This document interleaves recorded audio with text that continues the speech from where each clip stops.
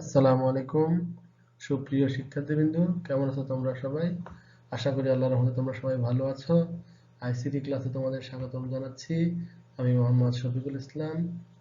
গত ক্লাসে তোমাদেরকে ফরম্যাট স্পেসিফায়ারের থিওরিক্যাল ক্লাস নিয়েছি।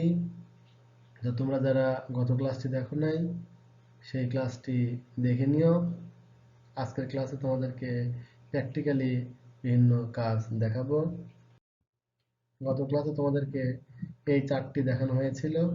এই চার্টের মধ্যে আছে যে বিভিন্ন ধরনের ডাটা টাইপের কারণে বিভিন্ন ধরনের ফরম্যাট স্পেসিফায়ার নিতে হয়। তোমরা দেখেছিলে যে ক্যারেক্টার টাইপ ডেটা টাইপের জন্য সি %c ফরম্যাট স্পেসিফায়ার হিসেবে নিতে হয়। ইন্টিজার টাইপের ডেটার জন্য ফরম্যাট স্পেসিফায়ার হিসেবে %d নিতে হয়। ফ্লোটিং ডাটা বা দশমিক ডাটা টাইপের জন্য %f ফরম্যাট স্পেসিফায়ার হিসেবে নিতে হয়।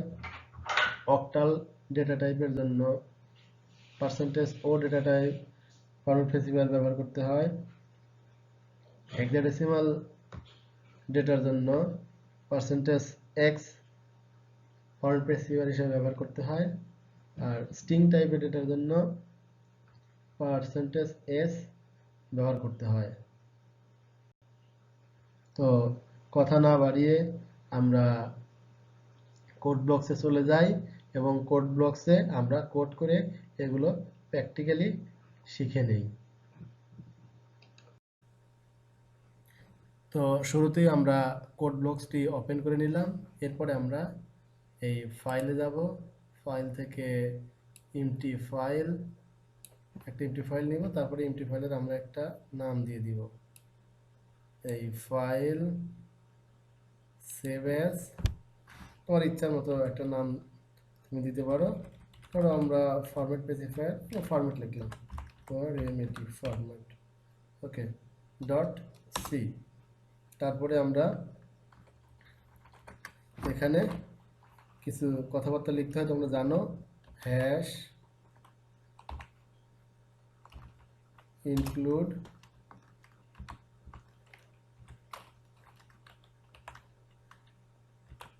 studio.h।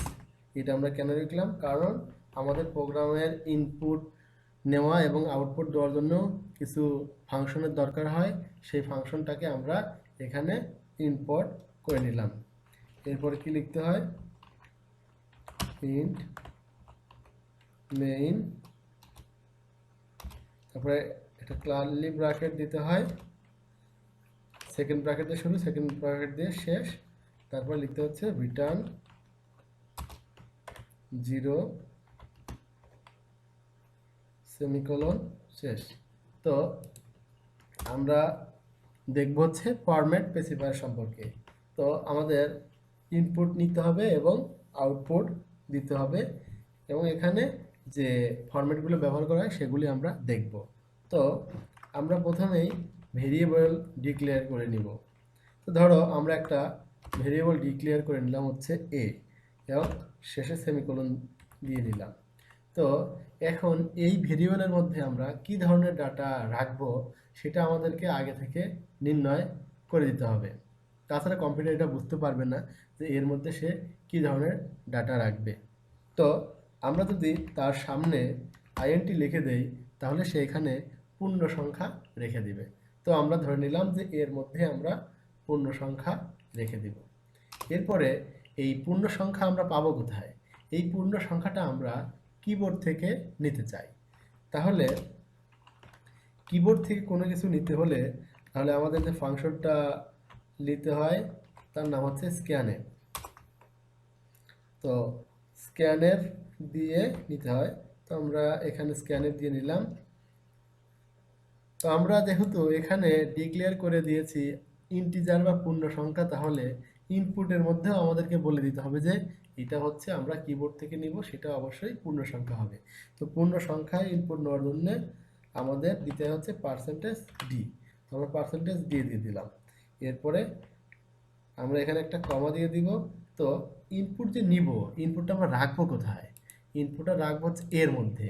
এই জন্যে এই যে এখানে আমরা লিখবো হচ্ছে অ্যাম্বারসেন্ট এ।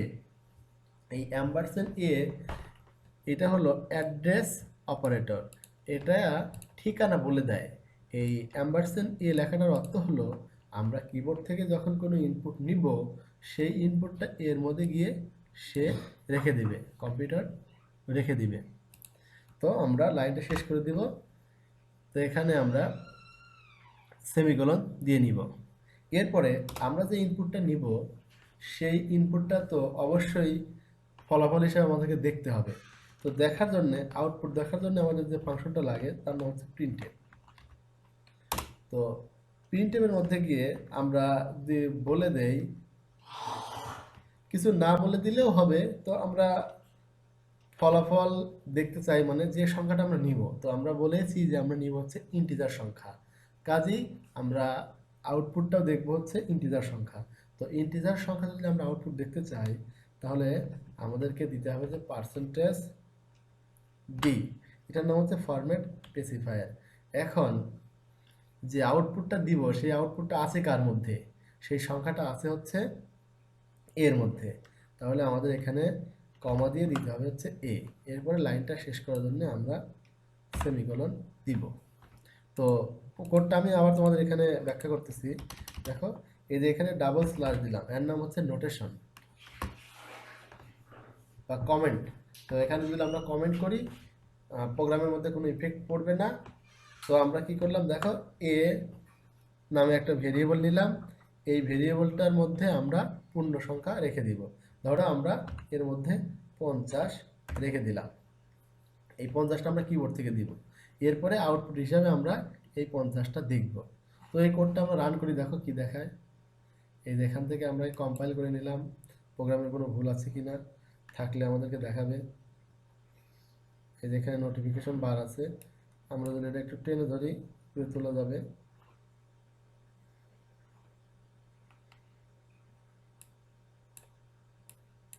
আমাদের প্রোগ্রামের মধ্যে কোনো ভুল নাই। এরপরে আমরা এটা একটু রান করি, দেখো আমাদের কিছু দেখা যাচ্ছে না। তো আমরা যদি এখানে 50 দেই, দি ইন্টার চাপি, নিচেও 50 দেখাবে, কিন্তু আমরা বুঝতে পারতেছি না আসলে মানে এটা কেমন হলো। তো এটাকে একটু ভালো করে বোঝার জন্য আমরা এটা কেটে দিলাম, দিয়ে এই যেখানে যে আছে আমরা এই স্ক্যানএফ এর উপরে একটা প্রিন্টএফ লাগাবো। কি লিখবো? একটা প্রিন্টএফ লিখবো।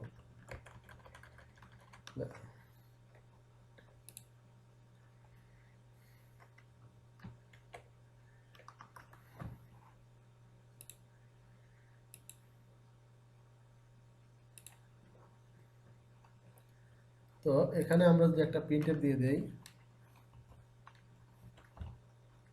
প্রিন্টএফ, এই প্রিন্টএফের মধ্যে আমরা বলে দিব ইন্টার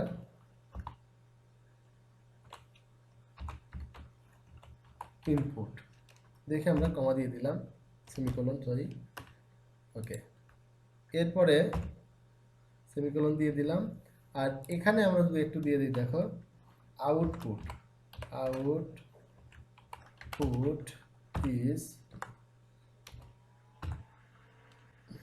এই কোডটা যদি আমরা রান করি, দেখো এখন অনেকটা সুন্দর দেখা যাবে। দেখো আমাদের এখানে দেখাচ্ছে কি ইন্টার ইনপুট, তাহলে আমরা ইনপুট হিসেবে যদি আমরা 50 দেই, দেখো আউটপুটের মধ্যে দেখানো হচ্ছে আউটপুট হচ্ছে 50। এই এখানে কিছু আননেসেসারি লেখা আছে, এটা আমরা মুছে দিতে পারি। এটা মুছে দেওয়ার জন্য আমাদের রিটার্ন 0 আগে আমরা লিখব হচ্ছে গেট সিএইচ, গেট সিএইচ লিখে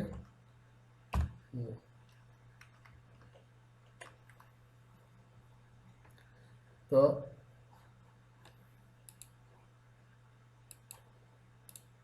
আমরা দেখলাম যে কিভাবে কিবোর্ড থেকে ইন্টিজার সংখ্যা ইনপুট নিতে হয় এবং ফরম্যাট স্পেসিফায়ার কি ব্যবহার করতে হয়, আর আউটপুট দেওয়ার জন্য ফরম্যাট স্পেসিফায়ার কীভাবে দিতে হয়। আমরা যদি একটু চেঞ্জ করে দেই, দেখো এই যে এখানে আমরা ইন্টিজার লিখেছি সবার আগে, এখানে যদি আমরা এফ লিখি, দেখো এখানে ডি লিখলাম, তাহলে দেখো কি হয়। ধরো আমরা 50 দিলাম, দেখো আউটপুট 50 আর দেখায় নাই, এলোমেলো কিছু দেখাইছে। এটা দেখানোর কারণ হলো আমরা ইনপুট নিয়ে এখানে ভেরিয়েবলের নাম বলেছি, দেখো এর মধ্যে আছে হচ্ছে ইন্টিজার, মানে আমরা বলে দিয়েছি যে সে হচ্ছে ইন্টিজার টাইপের, অর্থাৎ পূর্ণ সংখ্যা রাখবে। কিন্তু আমরা এখানে ফরম্যাট স্পেসিফায়ার হিসাবে আমরা বলতেছি যে এর মধ্যে রাখবে দশমিক সংখ্যা। তাহলে আমাদের কথা দুই রকম হয়ে গেল, এখানে বললাম রাখবে পূর্ণ সংখ্যা, এখানে বলতেছি দশমিক সংখ্যা। এই দুই রকম হওয়ার কারণে কম্পিউটার কিছু বুঝতে পারে নাই এবং এর মধ্যে কোনো কিছু ভ্যালু রাখে নাই। আবার যদি ধরো এটাও ঠিক রাখলাম, এখানেও আমরা এই ডি দিলাম, এই জায়গায় আউটপুটের জায়গায় যদি আমরা এফ বলি, দেখো আমরা যদি এবার রান করি, দেখো এখানে আমরা ইনপুট হিসেবে 50 দিলাম, দেখো আউটপুট আমরা পাই নাই। কারণ হলো দেখো এখানে কম্পিউটারকে বললাম 50 স্টোর করতে, তো 50 হলো পূর্ণ সংখ্যা, সে পূর্ণ সংখ্যায় স্টোর করে রেখেছে এর মধ্যে। কিন্তু আমরা আউটপুট দিতে বলতেছি কি, ফরম্যাট স্পেসিফায়ার এফ মানে হচ্ছে দশমিক সংখ্যা, তাহলে আছে আমার হচ্ছে পূর্ণ সংখ্যা, তাহলে সে কিভাবে দশমিক সংখ্যা আউটপুট দিবে? তো দশমিক সংখ্যা সে আউটপুট দিতে পারবে না, কাজেই আমাদেরকে কোডের মধ্যে ইরর দেখাচ্ছে। তো আমরা যদি এখানে চেঞ্জ করে ডি লিখি, তাহলে আমাদের ঠিকই আউটপুট পাওয়া যাবে। দেখো এবার আমরা অন্য একটা সংখ্যা লিখি, ধরো 78 লিখলাম, ফলাফল হিসাবে 78 পেয়ে গেলাম। ওকে, তাহলে আমরা এবার পূর্ণ সংখ্যাটা দেখলাম। তো এবার আমরা দশমিক সংখ্যাটা দেখি। তো দশমিক সংখ্যার জন্য আমাদেরকে কি করতে হবে, এই ইন্টিজারের জায়গায় লিখতে হবে হচ্ছে ফ্লোট, লিখলাম হচ্ছে ফ্লোট। আর এই যে স্ক্যানএফ এর ভেতরে আমাদের লিখতে হবে হচ্ছে এফ, এখানে আউটপুটে লিখতে হবে হচ্ছে এফ। ওকে, আমরা যদি লিখি এবং কোডটা রান করি, দেখো তাহলে আমরা যদি এখন দেখো দশমিক সংখ্যা নিতে বলছি, তাহলে আমরা লিখলাম ধরো 45.12, তাহলে দেখো আউটপুট আমাদের 45.119 দেখাচ্ছে।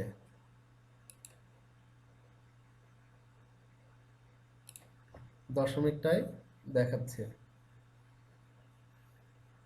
তো দশমিকের পরে অতিরিক্ত কিছু ঘর দেখিয়ে এসেছে, তো আমরা এটা দূর করার জন্য দশমিকের পর কত ঘর দেখাবে সেটা আমাদেরকে বলে দিতে হয়। তো আমরা ধরো এখানে বলে দিলাম 0.12, অর্থাৎ দশমিকের পরে সে 2 ঘরই দেখাবে, 2 ঘরের বেশি সে দেখাবে না। তাহলে এইবার যদি আমরা রান করি, দেখো আমরা লিখলাম 45.12, এবার আমাদের 45.12 দেখিয়েছে, দশমিকের পরে অতিরিক্ত আর কিছু দেখায় নাই। এইবার যদি আমরা একটু কোডের মধ্যে চেঞ্জ করে দিই, দেখো এই এফ এর জায়গায় যদি আমরা ডি দিয়ে দেই, তাহলে কি হয়, আউটপুট পাওয়া যায় কিনা। কোডটা রান করে নিলাম, এরপরে আমরা ধরো 45.23 দিলাম, দেখো আমাদের আউটপুট আসে নাই, এলোমেলো আউটপুট এসেছে। এটার কারণ কি তোমরা বলো তো? হ্যাঁ, এটার কারণ হলো এই যে আমরা যখন কিবোর্ড দিয়ে ইনপুট নিচ্ছি, তখন আমরা সেই ইনপুটটা দশমিক আকারে নিচ্ছি, কিন্তু যখন আউটপুট দিচ্ছি আমরা বলতেছি যে এইটা হচ্ছে একটি পূর্ণ সংখ্যা। তাহলে আমাদের আছে হচ্ছে ভগ্নাংশ, কিন্তু আমরা বলতেছি পূর্ণ সংখ্যা, তাহলে কি হবে? হবে না। আমাদেরকে কি বলতে হবে? আমাদেরকে দশমিকই বলে দিতে হবে। অর্থাৎ এই যে ভেরিয়েবল দেখতেছো, এই ভেরিয়েবলের মধ্যে যে ধরনের সংখ্যা রাখতে হবে ওই ফরম্যাট স্পেসিফায়ারটা স্ক্যানএফ এর মধ্যে ব্যবহার করতে হবে এবং প্রিন্টএফ এর মধ্যেই ব্যবহার করতে হবে। এখন আমরা সংখ্যা বাদ দিয়ে একটু ক্যারেক্টার টাইপের ডাটা নিয়ে আসি।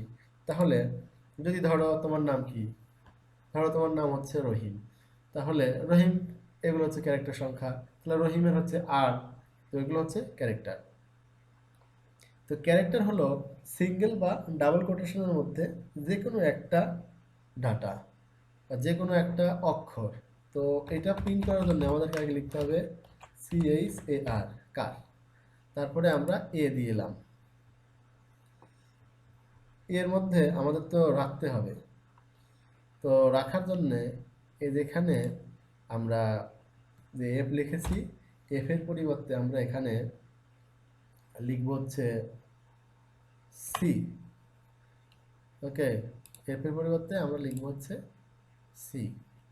এরপরে আমরা যখন আউটপুট প্রদর্শন করব আমাদের দিতে হবে হচ্ছে সি। তো কোডটুকু আমরা কন্ট্রোল এস এফ এ সেভ করে নিব, তারপরে আবার এখান থেকে আমরা রান করব। দেখো এখন ইন্টার ইনপুট বলতেছে। তো আমরা এখানে ইনপুট আমি ধরো দেখলাম হচ্ছে রহিম, আরে এইচআইএম রহিম। আমাদের দেখো শুধু আরই দেখিয়েছে, শুধু আর দেখিয়েছে, আর বাকি অংশটুকু দেখায় নাই। কারণ হচ্ছে আমরা ডিক্লেয়ার করেছি কার। তো এই ক্যারেক্টার টাইপে শুধুমাত্র একটা ডাটা বহন করতে পারে। তো একের অধিক যদি আমরা ডাটা দেখতে চাই তাহলে আমাদেরকে এটা স্ট্রিং হিসাবে নিতে হবে। এখানে স্ট্রিং নেওয়ার জন্য আমাদের ফরম্যাট স্পেসিফায়ার হিসাবে ব্যবহার করতে হবে এস। তো আমরা যেখানে সির পরিবর্তে আমরা এস করে দিব, এই সির জায়গাতে আমরা এস করে দেব। এইবার আমরা যদি দেখি, দেখো রান করি, আমরা যদি এখন লিখি আরে এইচআইএম,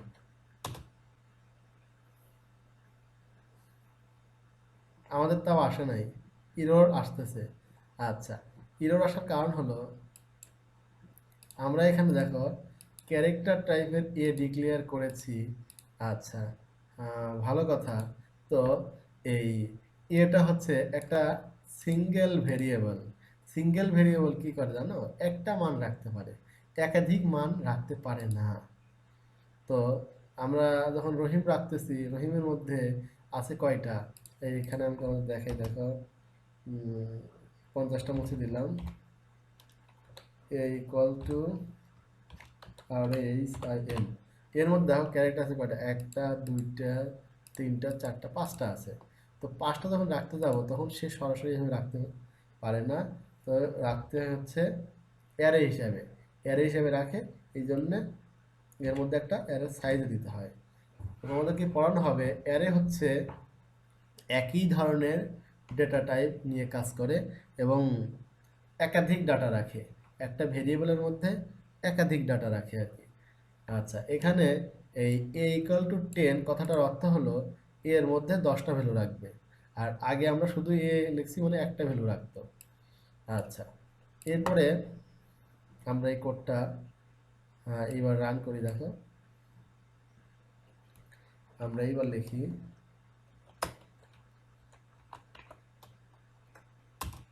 এইবার দেখো আমার ঠিকই রহিম লেখাটা চলে আসছে। হ্যাঁ, আমরা এখন যদি আরো একটু বড় ডিক্লেয়ার করে দিই, এখানে সাইজটা করে দিলাম হলো 20, দিয়ে আরো যদি কিছু লিখতে চাই সেটাও আমাদের সম্ভব। ধরো এখানে আমরা রান করলাম, এখানে লিখি রহিম ইজ এ স্টুডেন্ট, স্টুডেন্ট রহিম পর্যন্ত দেখিয়েছে। ও, এই যে মাঝখানে স্পেস আছে, এই এটা না আসার কারণ হলো এই যে স্ক্যানের, এই স্ক্যানে আবার স্পেস নিতে পারে না, এই জন্য বাকি অংশটুকু আসে নাই। আমরা যদি একসাথে লিখতাম তাহলে সে নিতে পারত। তো ঠিক আছে, আমরা দেখলাম ক্যারেক্টার। তো আমরা যদি চেঞ্জ করে যদি এখানে আমরা এস এর পরিবর্তে যদি আমরা ডি দিয়ে দেই তাহলে কিন্তু আমাদের ফলাফল আসবে না। কেন আসবে না? কারণ আমরা এখানে বলতেছি যে এই এ নামে যে ভেরিয়েবল আছে, এই ভেরিয়েবল মধ্যে আমরা রাখবো হলো ক্যারেক্টার, কিন্তু আমরা আউটপুট দেওয়ার সময় যদি আমরা বলি যে আমাদেরকে সংখ্যা প্রিন্ট করে দেখাও, তাহলে কি সম্ভব? সম্ভব না। আবার যদি আমরা এখানে রাখি হচ্ছে, ধরো এস এর জায়গায় ডি রাখলাম, আবার এখানে যদি আমরা এস দেই, কথাটার অর্থ হলো যে এই ইনপুট হিসেবে আমরা নিব হলো সংখ্যা, আর আউটপুট দিব হচ্ছে ক্যারেক্টার বা স্ট্রিং। স্ট্রিংটা হলো সিঙ্গেল বা ডাবল কোটেশনের মধ্যে যতটুকু অংশটুকু থাকে তার নাম হচ্ছে স্ট্রিং। তাহলেও হবে না, কারণ আমাদের ইনপুটে নেওয়া আছে হচ্ছে দশমিক সংখ্যা আর বলতেছি হচ্ছে স্ট্রিং। তো এটা আমরা প্রিন্ট করে দেখি। দেখো বলছে ইনপুট নিতে, তো আমরা ইনপুট নিলাম, যত সংখ্যা ইনপুট নিব, ধরো আমরা 45 নিলাম। ওকে, দেখো ফলাফল আউটপুট কিন্তু আসে নাই, এলোমেলো। আবার যদি এটা চেঞ্জ করে ডির জায়গায় যদি এখানে আমরা এস দিয়ে দেই আর এখানে যদি ডি দেই, তাহলে এখন ইনপুট নিতে হবে আমাদেরকে হচ্ছে ক্যারেক্টার ধরো আমরা লিখলাম হচ্ছে রহিম, আর এম। দেখো এইবারে কিন্তু কিছু সংখ্যা চলে আসছে, এলোমেলো চলে আসছে। ঠিক আছে, আসবে না। ঠিক আছে, আমরা এখন দেখলাম হচ্ছে ক্যারেক্টার। তো আমাদের এখন বাকি আছে হচ্ছে আমরা দেখব হচ্ছে অক্টাল সংখ্যা পরিবর্তন। তো আমাদের যদি অক্টাল সংখ্যা ফলাফল হিসাবে দেখতে হয় এবং কিবোর্ড থেকে ইনপুট নিতে হয়, তাহলে এই ফরম্যাট প্রিসিপাল হিসাবে দিতে হবে হচ্ছে ও, এবং এখানে আউটপুট হিসাবে দিতে হবে হচ্ছে ও। তাহলে অক্টাল সংখ্যা কম্পিউটার প্রিন্ট করে দেখাবে। তোমরা নাম্বার সিস্টেমের মধ্যে দেখেছো অক্টাল সংখ্যা এই সংখ্যাগুলোই যাদের বেজ হচ্ছে 0 থেকে 7 পর্যন্ত। তাহলে আমরা লিখতে পারি 174। দেখো আউটপুট 174ই দেখিয়ে এসেছে। এরপরে যদি আমরা হেক্সাডেসিমাল দেখতে চাই, তাহলে এখানে আমাদের দিতে হচ্ছে x। আমরা x দিয়ে দিলাম, এই যে এখানে আমরা x দিয়ে দিলাম, বাস। তাহলে আমরা কোডটা একটু রাউন্ড করে দেখি, এখান থেকে রান করে নিলাম। তো হেক্সাডেসিমাল তাহলে আমরা দেই ধরো এ এফ আমরা দিলাম। দেখো সে ফলাফল হিসাবে অনেকগুলা এফ দিছে। আচ্ছা, এফ দিয়েছে কিন্তু একটু বেশি দিয়েছে, কেন দিল দেখে আসি।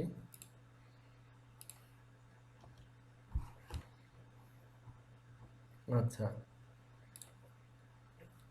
এই যে এখানে এলোমেলো দেওয়ার কারণ হলো আমাদের এখানে কি করতে হবে, এই ক্যারেক্টারটা পরিবর্তন করে এখানে আমাদের ইন্টিজার করে দিতে হবে, কারণ হেক্সাডেসিমাল সংখ্যা তো একটা হচ্ছে ইন্টিজার সংখ্যা। ওকে, আমরা যখন ক্যারেক্টার দিয়েছিলাম এখানে সে ক্যারেক্টার হিসেবে সে নিয়েছিল। ওকে, আমরা এখন এবার রান করে দেখি। ধরো একটা লিখলাম হচ্ছে A B C 1D, output হিসেবে দেখো ABC 1D। এটা ছোট হাতের দেখিয়েছে। তো আমরা যদি বড় হাতের সংখ্যা প্রিন্ট করে দেখতে চাই, তাহলে কি করতে হবে আমাদেরকে, এই জায়গায় চেঞ্জ করতে হবে, এই এক্সটা দিতে হবে হচ্ছে বড় হাতের এক্স, এই এক্সটা দিতে হবে বড় হাতের। যদি আমরা একটা বড় হাতের একটা ছোট হাতের দেই, তারপরে আমাদেরকে ইরর শো করবে। আচ্ছা, তাহলে আমরা এখন রান করে দেখি। এখন আমরা যদি এখানে এ এফ সি দেই, দেখো আমাদের AFC দেখাবে।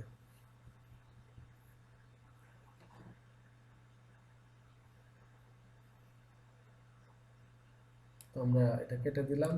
এখন যদি একটু চেঞ্জ করে দেই, ধরো এখানে আছে x, মানে ইনপুট দিব আমরা